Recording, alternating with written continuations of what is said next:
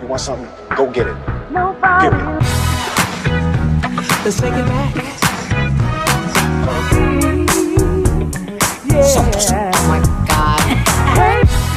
Alright, so I'm gonna make a quick video about just me working with Uber Eats and DoorDash for the past week or two, about 2 weeks.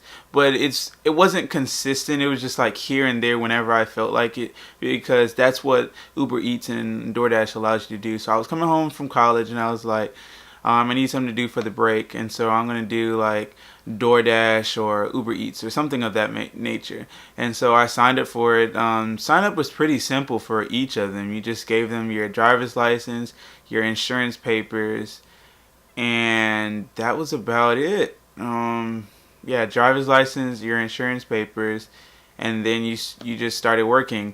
The two differences, I'm gonna start out with Uber Eats, and then I'll talk about DoorDash. Two differences with the different companies. They both deliver food to people's houses. Uber Eats, when I signed up for the app, it didn't send anything in the mail. It just was like, oh, congratulations, you are a driver with us now, and you get to drive in your city. And at that point in time, I wasn't in my city. I wasn't in my city in Memphis to start my deliveries, because Memphis was the city that I had designated to do my deliveries in. So when I got back to Memphis, that was my first time doing deliveries. So I went out one night and I was just like, hey, let's just try this. I got time. I'm not doing anything, so let's try this. So you go on the app, you go onto the Uber Eats app, and when you go on the app, you open it up, and it'll take a few minutes to load or whatnot, and you can go and look on the map, and you can see the different locations that are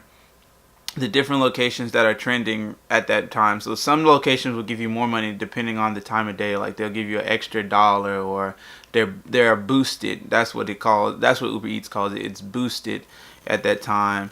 And so different areas of your city, my city, which is Memphis, is boosted in different sections, and it's broken up into several different sections, and it's boosted. And wherever you want to go, you look at the map and you're like, oh, this area has a higher rating of deliveries than other areas. So you want to go to that area that has a lot of deliveries being requested. So you go on the app, and then once you're on the app, you just press go. You wait a few seconds, and it says you're online, and then it'll start searching for trips for you, like wherever it wants you to go. But the only thing about Uber Eats that I didn't like was that you just pick an area, whatever random area you want to go to, and you press the button and you just wait.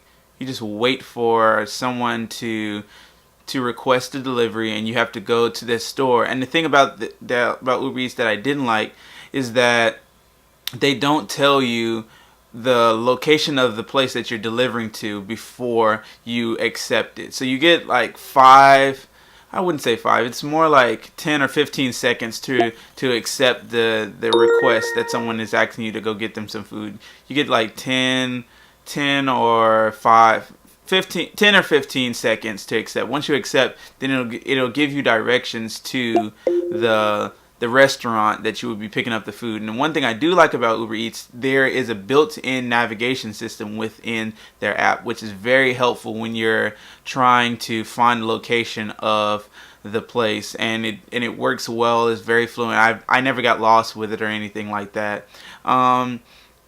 Let's see, what else was it that...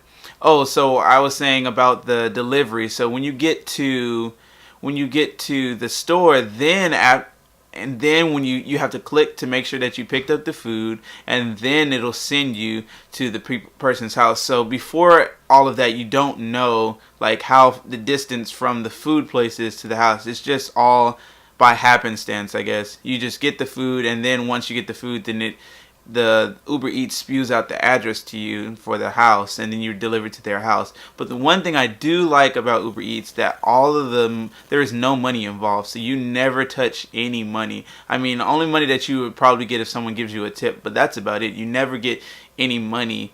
Like, you never have to change money in your hand or anything of that sort. But the only thing is that sometimes you'll sit on the Uber Eats app, and I don't know if it was just because of my city and my location, and maybe my city doesn't use Uber Eats a lot, but that there were times where I would sit on there for 20-30 minutes at just sitting in a parking lot waiting for a delivery on Uber Eats and not getting one. So like I said, it could be just my city. Other cities may be more lucrative on Uber Eats, but my city, I sat there for a long time. But the upside to Uber Eats, it has a built-in navigation system, and you can do it wherever you want to do it. You just turn on the app, and you just go and wait for someone to give you a delivery. So that's basically it for Uber Eats. I would like it more so if I didn't have the wait time. I would like it way more, but since there's such a wait time, then I don't really prefer it as much. So moving on to DoorDash. When I started doing DoorDash, I signed up. It was really easy to sign up, and I got a package in the mail from DoorDash, and it was like a starter package, and inside of it was a bag that keeps your food warm. So when I'm doing deliveries and I have like multiple foods and it's hard to carry all of it in my hand, then I would just put it in the bag, and I have the drinks in my hand and the food in the other bag. And also with DoorDash, there was also a red card that came in the mail. And it's like a debit card. It looks just like a debit card, but you can only use it, or you're only supposed to use it for food. Now, I'm not telling you to go use it for anything else, because I don't want you to get in trouble, and I didn't use it for anything else. I only use it when I was ordering food. So with DoorDash, sometimes there would be restaurants that the person that was ordering the food, they didn't pay yet. And so you have to pay through the card. So places that I had to use the card a lot were Taco Bell. I would have to go to Taco Bell. But Taco Bell was an interesting thing, because at Taco Bell, I would always have to order the food. And this was the scary part for me, because I always felt like I would mess up the person's order. And I really tried hard not to. So some of the orders were a little bit confusing, because they would come on your phone.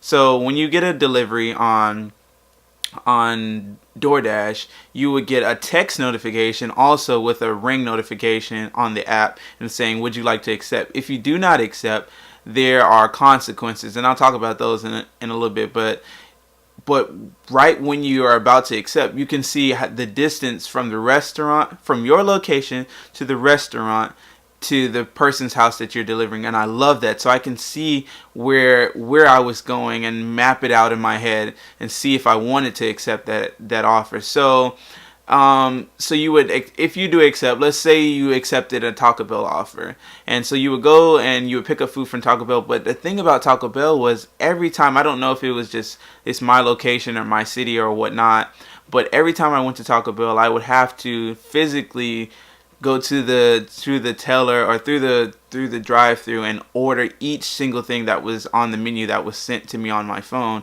I would have to order each single thing, and I would try my hardest not to mess up an order. I did a few times. The first time I did it, I missed like a bean burrito or something that the guy ordered, and I felt really bad. It was my first time doing it, and I told him that, and he was understanding. But that's one thing I don't like. You never know which ones you're gonna have to order and which ones you're not gonna have to order, and which ones you're gonna have to use the card and you're not gonna have to use the card until you actually accept the offer. But the thing I do like about DoorDash, that as soon as you turn on the app, and on a good day, like, it's very fast. Like, you don't have to wait long to get orders. Like, a minute, 2 minutes max for me at most. I would sit in the parking lot 2 minutes, and I get a notification to go get an order for DoorDash. There was always orders like constantly coming in with DoorDash. But back to what I was saying about can't declining orders. Each driver is given like a profile, and the more orders you accept, your ratings go higher. So when people are wanting deliveries, they see that this driver has a higher rating than another driver, and so every time that you decline an offer, your rating goes down. So it kind of, I don't like that, because it kind of forces you to accept delivery offers. I don't really like that.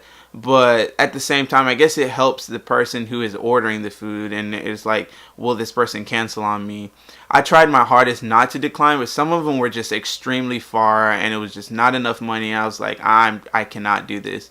So all in all, the money, I can't really talk much about the money, because the money is pretty decent on both sides, because there's promotions. If you do so many trips, you get an extra amount, or during this time of day, you get $3 extra per delivery. There's different promotions that go on Uber Eats and on DoorDash, and it just depends on the day and what's going on their app. But another thing about DoorDash that I forgot to mention, that you have to sign up every day, like pick a time slot that you want to deliver in. Let's say if you want to deliver from 10 a.m. to 1 p.m. in the afternoon, you would have to find a slot that was available, and you have to pick it. And I like that, and I don't like that at the same time, because in doing that, it doesn't allow an overflow, so you're not fighting against other drivers so much, because they only let so many drivers into an area. And my city is divided up, I believe, into 7 areas, how DoorDash divides up my city. But other than that, I really do like the app. I don't know if I like one more than the other. They both have benefits and downsides to both sides. But as far as the money goes, it's really based on what kind of car you have. If you have a car that has good gas mileage, I made about $200-300 just doing it, and I wasn't even doing it like consistently. I would just randomly do it at times, do 1 delivery here, 2 deliveries there, and that was about it. So this has been my review of DoorDash and Uber Eats. If you like this video, like it, subscribe to my channel, and I'll hopefully be doing more videos and just reviewing different things that I've been doing. Alright, thanks for watching. Yeah.